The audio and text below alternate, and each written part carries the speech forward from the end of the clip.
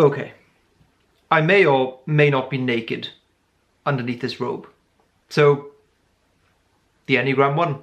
Enneagram 1s need to feel right or justified. And that's more morally, ethically, or idealistically than right in terms of logical accuracy. If you were to visualize a type 1 in the best possible light, it would be of a morally courageous catalyst for change. Someone driven by an allegiance to an ideal, or some uncompromising North Star which guides them. But what does it mean to be an idealistic person? Well, I'd say there's two elements. One is simply to believe that there is a way things ought to be, an ideal. Two is that you are somehow chained or beholden to that potential reality. Now, that's kind of an intense way to live, and probably very stressful. Values and principles can sometimes feel more akin to fads or trends in modern day life. So, to truly be a person of principle requires rigidity against external pressure.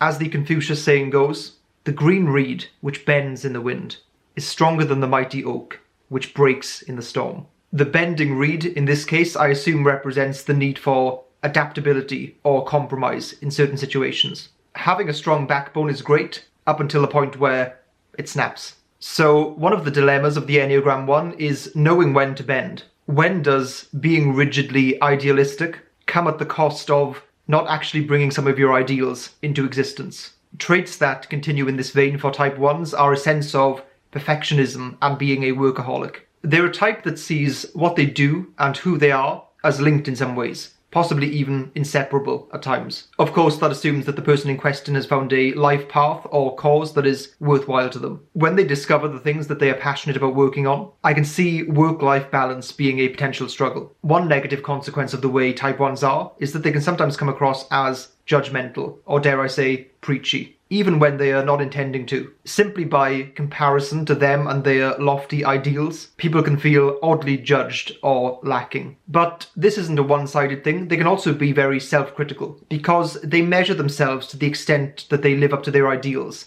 And by definition, you can never truly live up to an ideal. Another related fear they'd have is fear of failure. The irony being, for a type that is so concerned with being right or good, failure often brings you closer to being right over time. So avoiding it can paradoxically hold them back. The perfect child.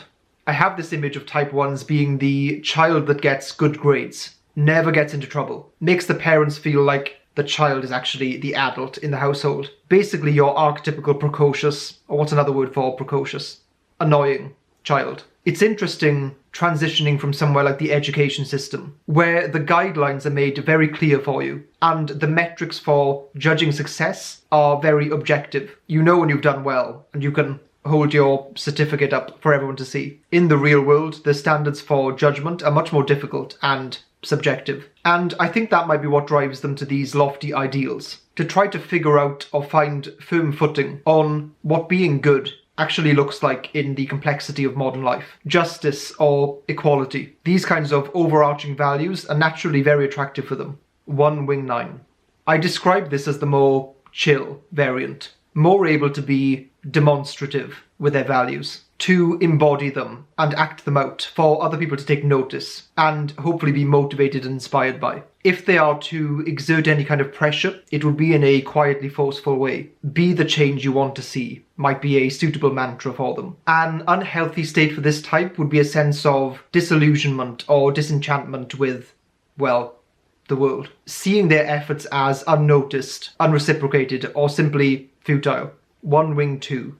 This type feels more than comfortable stepping in to help in a situation. Rather than exclusively leading by example, I feel like they would just straight up tell you what you can improve. Their desire and ability to help, support, and motivate people is undeniable. A healthy version of this type would have the mantra of, when a person is down in the world, an ounce of help is better than a pound of preaching. And an unhealthy version of this type would probably go with the pound of preaching.